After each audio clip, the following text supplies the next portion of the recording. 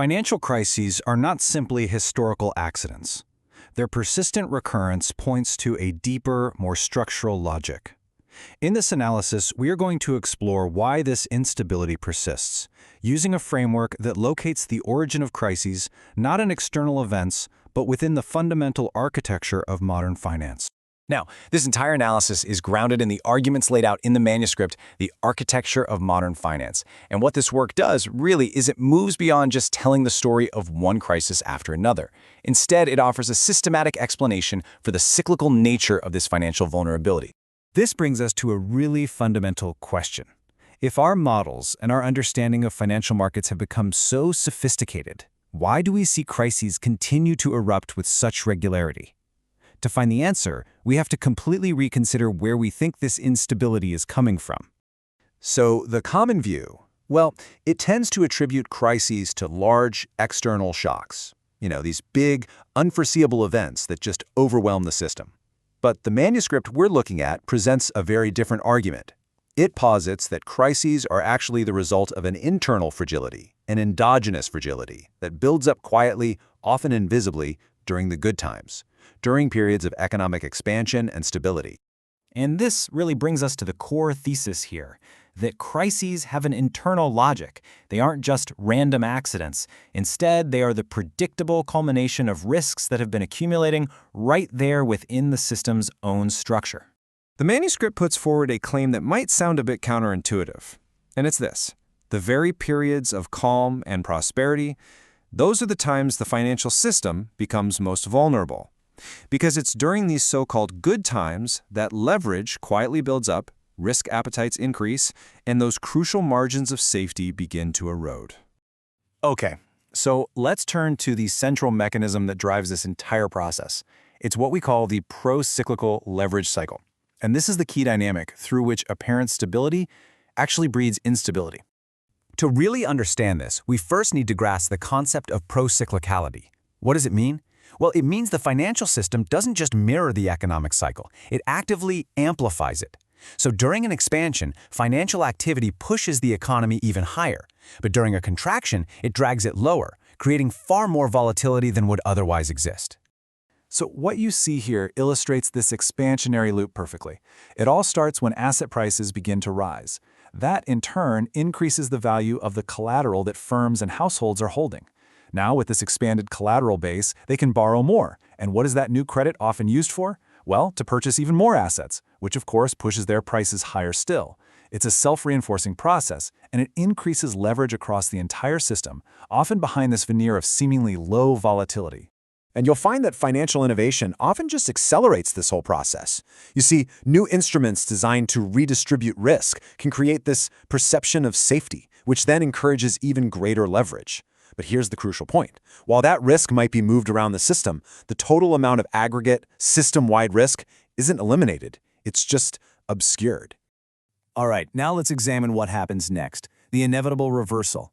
Because the very same feedback loops that drive the expansion can, and do, unwind with absolutely devastating speed and force. You see, after a long period of expansion, all that high leverage makes the entire system structurally sensitive. In other words, it becomes fragile.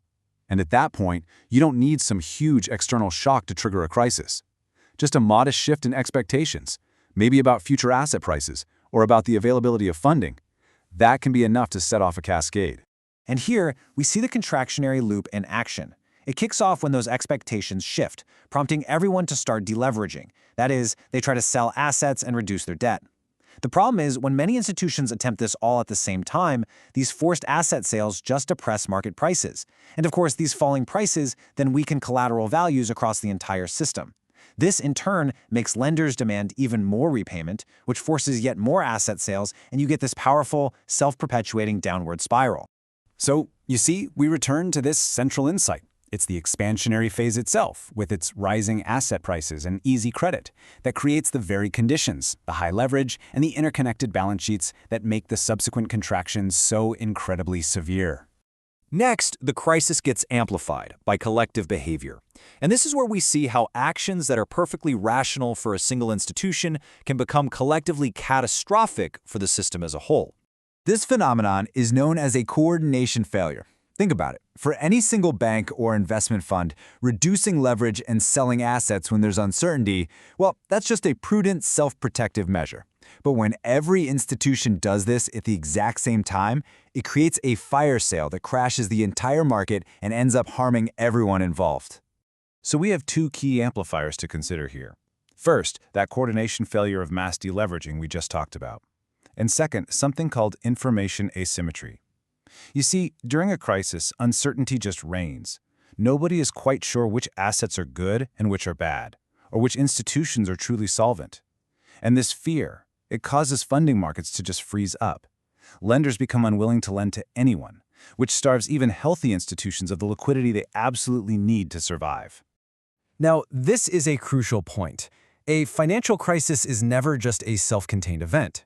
Its effects will inevitably spill over into the real economy, creating a really damaging entanglement between the two. And the primary way this happens, the main transmission mechanism, is the contraction of credit.